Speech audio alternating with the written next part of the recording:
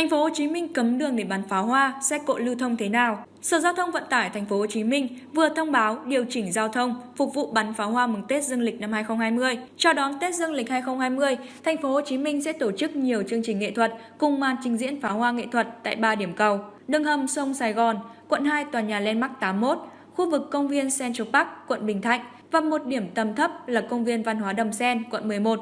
Thời gian bắn pháo hoa từ 0 giờ 15 ngày 1 tháng 1 năm 2020.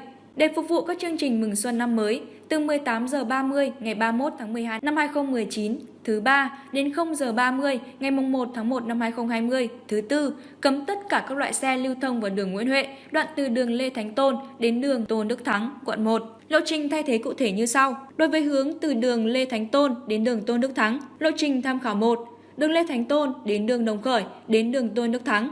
Lộ trình tham khảo 2, đường Lê Thánh Tôn đến đường Nam Kỳ Khởi Nghĩa, đến đường Hàm Nghi và đến đường Tôn Đức Thắng.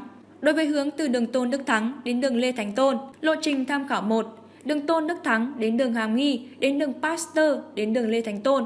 Lộ trình tham khảo 2, đường Tôn Đức Thắng đến công trường Mê Linh, đến đường Hai Bà Trưng và đến đường Lê Thánh Tôn.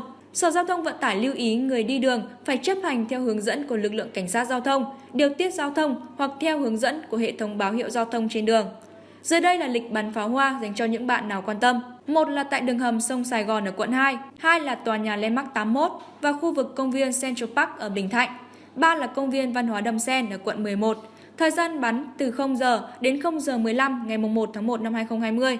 Trước khi thưởng thức màn bắn pháo hoa siêu đẹp thì bạn trẻ có thể tham dự chương trình đếm ngược trong thời khắc chuyển giao giữa năm cũ và năm mới vào đêm 31 tháng 12 năm 2019 tại phố đi bộ Nguyễn Huệ. Trong thời gian đón năm mới năm 2020, Thành phố Hồ Chí Minh còn tổ chức nhiều chương trình biểu diễn nghệ thuật lần lượt vào 2 đêm.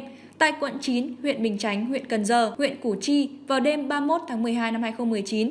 Và tại quận 12, Tân Phú, Bình Tân, huyện Hóc Môn và Nhà Bè vào đêm 1 tháng 1 năm 2020. Tại nhà văn hóa thanh niên, các trường đại học, cao đẳng, trung cấp, ký túc xá, khu công nghiệp, khu chế xuất cũng tổ chức nhiều hoạt động và biểu diễn văn nghệ chào đón năm mới 2020 trong đêm cuối cùng của năm 2019 và đêm đầu tiên năm 2020. Các đường phố Thành phố Hồ Chí Minh, nhất là khu trung tâm, sẽ được trang trí ánh sáng nghệ thuật để chào đón người dân và du khách. Trụ sở Ủy ban nhân dân thành phố, nhà hát thành phố, bảo tàng Thành phố Hồ Chí Minh, chi nhánh Thành phố Hồ Chí Minh, bưu điện thành phố, Ủy ban nhân dân quận 1, công viên tượng đài Chủ tịch Hồ Chí Minh và phố đi bộ Nguyễn Huệ sẽ mở hệ thống đèn trang trí hiện có trong thời gian diễn ra các hoạt động chào đón năm 2020. Đặc biệt là chương trình chiếu sáng nghệ thuật và đồ họa 3D lên mặt tiền tòa nhà Ủy ban nhân dân thành phố vào tối 31 tháng 12 năm 2019 và mùng 1 tháng 1 năm 2020.